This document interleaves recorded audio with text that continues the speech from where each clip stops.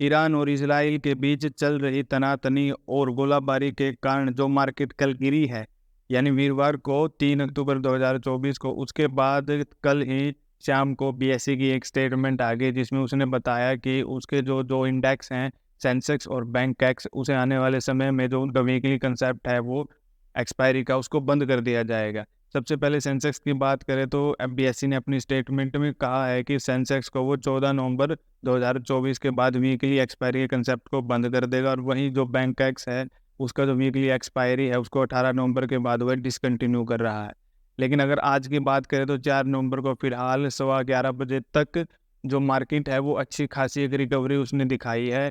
Nifty 50 250 point की recovery के साथ अभी अपने मतलब हाई को ही टच कर रहा है, जो डे हाई है उसका। इसके साथ जो अन्य इंडेक्स है वो भी अच्छा खासा परफॉर्म कर रहे हैं। निफ्टी के जो मेन कंपोनेंट है जैसे रिलायंस, एचडीएफसी और इसके साथ साथ कुछ और बैंक है जैसे एसबीआई, वो आज फिलहाल अच्छा परफॉर्म कर रहे हैं। लेकिन फिर भी आज मार्केट को देखकर ऐसा लगता है कि आज पेयर कल की तरह ही बुल पे थोड़ा हावी है।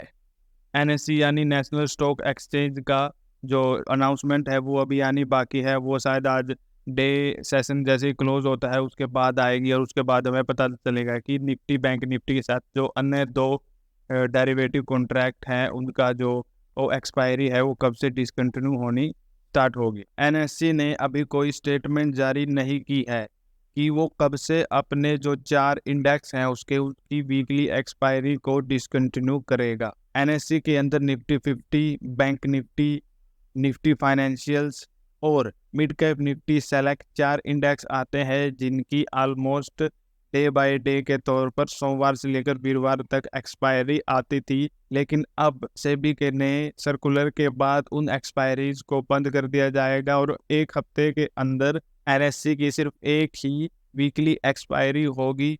और जहां तक इन्वेस्टर्स या ट्रेडर को लगता है कि एनएससी द्वारा या तो निफ्टी 50 या बैंक निफ्टी, इन दोनों में से ही किसी एक को वीकली एक्सपायरी के तौर पर चुना जाए।